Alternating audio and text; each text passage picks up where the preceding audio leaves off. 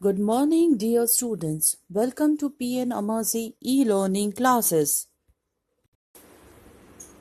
So, dear students, in our previous video, we have studied about the meaning of habitat and adaptation.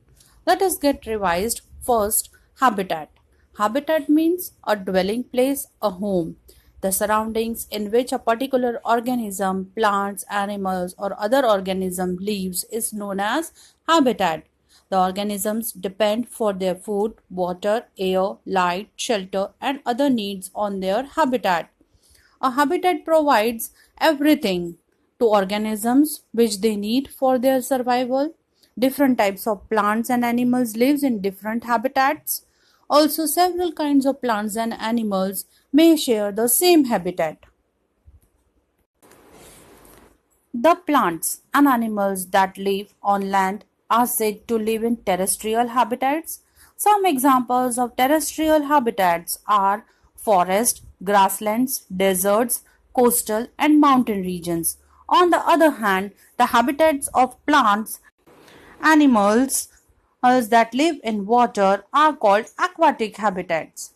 Lakes, rivers, and oceans are the some examples of aquatic habitats. There are large variations among terrestrial habitats like forest, grasslands, deserts, coastal, and mountain regions located in different parts of the world. The organisms, both plants and animals living in a habitat, are a biotic components.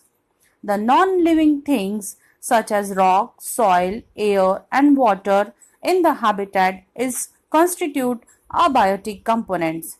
Are sunlight, heat, biotic or abiotic components?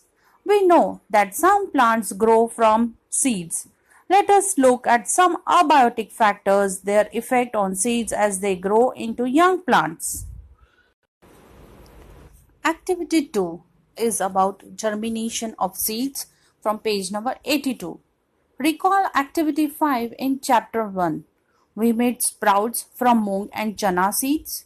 When the seed turned into a sprout, it is said to be as germinated. This is the beginning of life of a new plant. Collect some dry mung seeds, keep 20 to 30 seeds aside and soak the rest in a water for a day. Divide the soaked seeds into 4 parts. Keep one part completely submerged in water for 3 to 4 days. Do not disturb the dry seeds and those submerged in water. Keep one part of soaked seeds in a sunny room and another in a completely dark room, like a cupboard that does not allow any light to come in. Keep last part in a very cold surroundings, say in a refrigerator or with ice around them. Rinse them and replace the water every day. What did you notice? After a few days, do the seeds in all the 5 conditions germinate uniformly? Do you find slower or no germination in any of this? Did you realize that abiotic factors like air, water, light, and heat are important for the growth of plants? In fact, abiotic factors are important for all living organisms.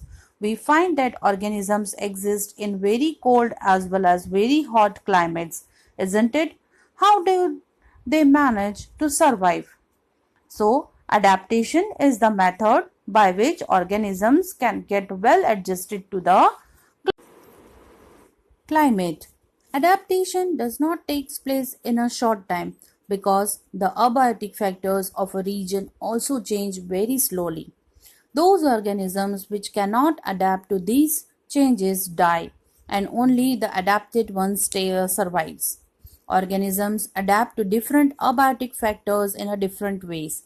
These results in a very wide varieties of organisms in their different habitats. Let us look some habitats, understand the abiotic factors and adaptations of animals in these habitats. Let us learn some different habitats. First, some terrestrial habitats, deserts. We discussed that abiotic factors of a desert and the adaptations in camels. What about the other animals and plants that found in deserts? Do they have the same kind of adaptation? There are desert animals like rats and snakes, which do not have long legs like the camel has. To stay away from the intense heat during the day, they stay in burrows deep in the sand. You can see figure 9.4 desert animals in burrows. These animals come out only during the night when it is cooler. Figure 9.5 shows some typical plants that grow in a desert. How are these adapted to the desert? Activity 3 is about desert plant lose very little water. Bring a potted cactus and a leafy plant to the classroom. Tie polythene bags to some parts of the two plants as was done for activity 4 in chapter 7 where we studied transpiration in plants. Leave the potted plants in the sun and observe after a few hours. What did you see? Do you notice any difference in the amount of water collected in the two polythene bags? Desert plants lose very little water through transpiration. The leaves in the desert plants are either absent or very small or they are in the form of spines. This helps in reducing loss of water from the leaves through transpiration. The leaf-like structure you see in a cactus. In fact, its stem.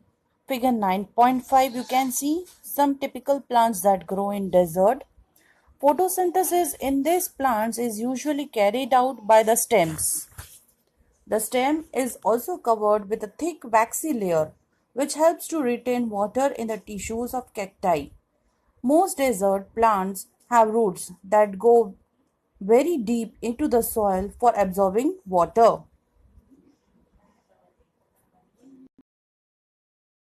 Thank you, dear students.